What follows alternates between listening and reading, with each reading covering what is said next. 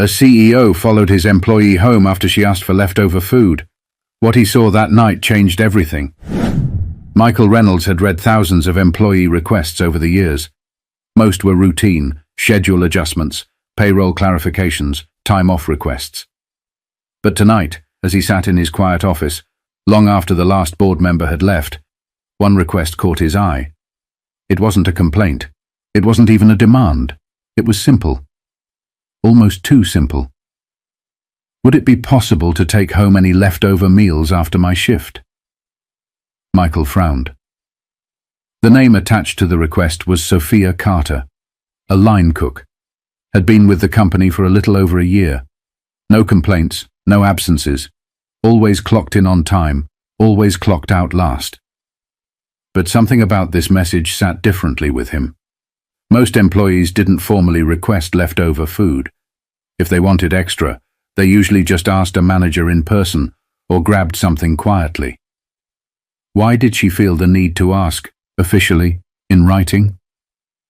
Michael wasn't the type to get sentimental over employee concerns. He was a CEO, after all. His job was to keep the company running, not get involved in personal matters. But this stuck with him. He typed her name into the system, pulling up her profile. 24 years old. No spouse. No emergency contacts listed. That was odd. He leaned back in his chair. Maybe she was just frugal. Maybe she didn't want to spend money on food if she didn't have to. A lot of employees struggled, even in a well-paying company like his. But there was something in the way she phrased it that made it seem like she wasn't just trying to save money. She needed that food. And for the first time in a long time, Michael felt a pull of curiosity he couldn't shake. He glanced at the clock, 10:47 p.m. Sophia's shift ended at 11 p.m. Without thinking, he grabbed his coat, shut down his laptop, and headed toward the back exit of the building.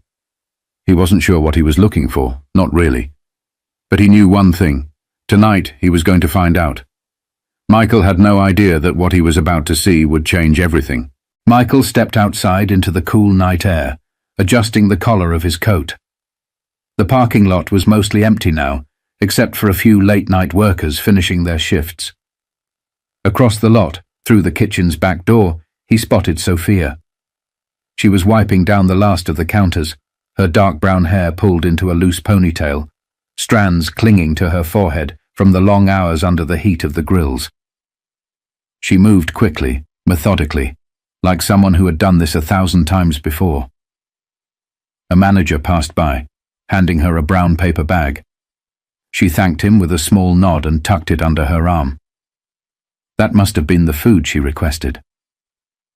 Michael watched as she untied her apron, folded it neatly, and grabbed her worn-out backpack from a hook. Then, without hesitation, she stepped out into the night, making her way toward the bus stop down the street. Michael hesitated. He wasn't sure what he expected to find, but standing here, watching one of his employees leave after a grueling double shift, he felt strange, disconnected. He had spent years at the top, private cars, first-class flights, executive lounges. The idea of taking the bus after working 16 hours on your feet? He had never once experienced it. And that thought alone was enough to push him forward. Michael climbed into his black sedan, but didn't turn on the engine right away. He waited. Sophia stood under the flickering streetlight, arms crossed, shifting from foot to foot. The bus was late. Finally, headlights appeared in the distance, and she stepped onto the bus, barely looking up. Michael tailed behind, careful to keep his distance. He didn't know exactly why he was doing this, just that something in his gut told him he had to. The bus ride was long. Longer than Michael anticipated. At every stop he expected her to get off, but she didn't. The further they went, the more unfamiliar the streets became. Streetlights grew sparser. Storefronts turned into boarded-up buildings. The city's skyline disappeared in the rearview mirror, replaced by run-down houses, chain-link fences, and forgotten lots. Michael checked the time. 12:22 a.m. After nearly an hour, Sophia finally pulled the yellow cord, signaling her stop. Michael kept his distance, parking at the far end of the street. She walked with purpose, never slowing down, never looking around. It wasn't a bad neighborhood, but it wasn't the kind of place you wanted to be alone at night either. Then she turned a corner and disappeared behind a row of parked cars. Michael exhaled sharply, gripping the steering wheel. He hadn't even realized he was holding his breath. He pulled forward slowly, careful not to make any sudden movements that might draw attention. Then he saw it. Not an apartment, not even a small house. A trailer. Sophia stepped up to the door, balancing the paper bag in one hand as she carefully unlocked it. Inside, a dim light flickered on, casting shadows against the thin curtains. Michael sat in stunned silence. This wasn't what he expected. This wasn't what he expected at all. But what he saw next made his stomach turn. Michael parked a short distance away, just far enough to observe without being seen. His heartbeat was steady, but his hands felt unusually tight against the steering wheel. Why was she living here? Sophia had worked for his company for over a year. He didn't know her salary off the top of his head, but it wasn't minimum wage. She wasn't a teenager working part-time, she was full-time, working double shifts. That should have been enough to afford at least a small apartment, shouldn't it?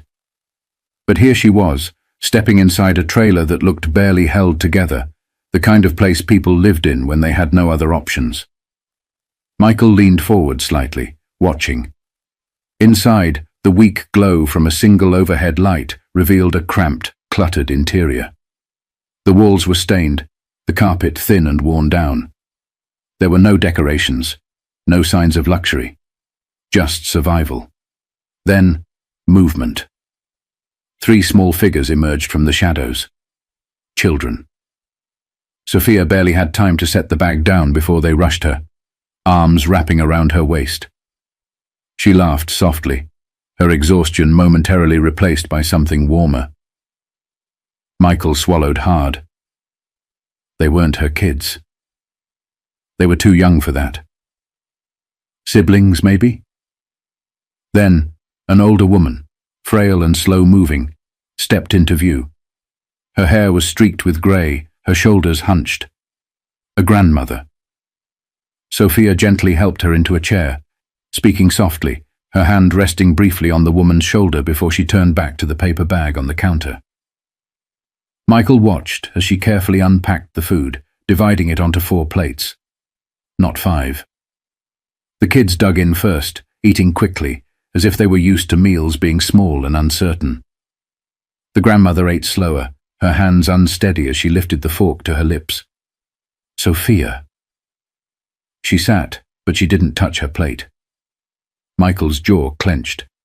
She wasn't eating, she was pretending, cutting the food into smaller pieces, moving it around with her fork, smiling and nodding when the kids spoke, but never once taking a bite.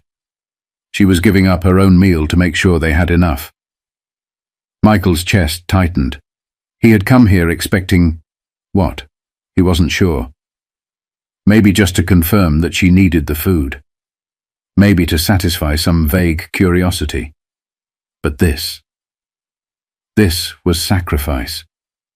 And it made his stomach twist in a way he wasn't prepared for. He thought about his own dinner that night. A perfectly plated steak at a high-end restaurant. A bill that cost more than Sophia probably made in 2 days.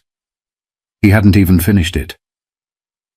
And yet here she was, sitting in a trailer after working a 16-hour shift, pretending to eat so her family wouldn't worry about her. Michael exhaled slowly, staring at the scene before him. This wasn't just an employee struggling to make ends meet. This was a broken system, and he was a part of it. But what he didn't know was that Sophia's story was even worse than it seemed. Michael sat in silence, gripping the steering wheel so hard his knuckles turned white. The quiet hum of the street around him felt distant, almost muted against the weight of what he was witnessing. Sophia smiled as she listened to the kids talk between bites, her tired eyes soft with affection. She looked happy, Or at least she was trying to be.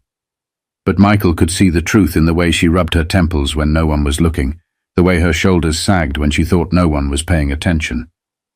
Then, the oldest child, a boy, maybe 10 or 11, said something that made Michael's chest tighten even more. "Did you eat at work today?" Michael watched Sophia's reaction carefully. For a split second, just a fraction of a moment, her face changed. Not much. Just the tiniest flicker of hesitation before she forced that same tired smile and lied. "Yeah, I had something earlier." The boy stared at her, unconvinced, but he didn't push. He just nodded slowly and went back to his food. Michael felt sick. She wasn't just skipping dinner tonight. This was a pattern. She had likely been doing this for weeks, maybe months. And yet, she still got up every morning, went to work, stayed late, and came home with just enough to make sure her family didn't go hungry, even if that meant she did. Michael leaned back in his seat, exhaling sharply. This wasn't just unfair. This was unacceptable. And the worst part? He had never even noticed. Inside the trailer, Sophia finally stood up, gathering the empty plates.